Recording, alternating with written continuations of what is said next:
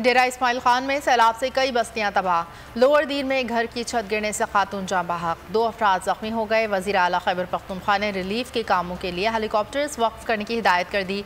पाक फौज, FC और मुकामी इंतजामिया भी रिलीफ के कामों में मसरूफ़ हैं। पेशावर में ज़्यादातर सड़कों को ट्रैफिक के लिए खोल दिया गया।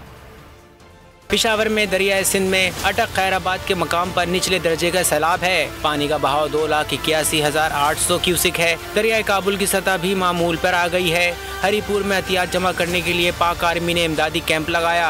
लोगों ने अशियाए खुरोनोश जमा करवाए। टांक में पाक फौज और FC साउथ ने मुनक़ता रास्तों में फंसे मुतासरीन को राशन पहुँचाया।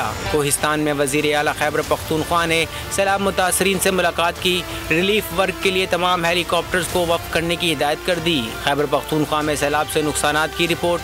867 सड़कें तबाह हुई। 564 मुरम्मत के बाद बहाल कर दी गईं। 73 पुलों को नुकसान पहुँचा। स्वात में सबसे ज़्यादा 29, अपर दीन में 16 पुलों को नुकसान पहुँचा। पेशावर में ज़्यादातर सड़कों को ट्रैफिक के लिए खोल दिया गया।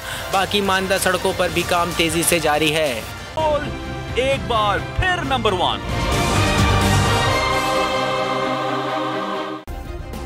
सब्सक्राइब करें और बेल दबाएं ताकि कोई खबर रह न जाए।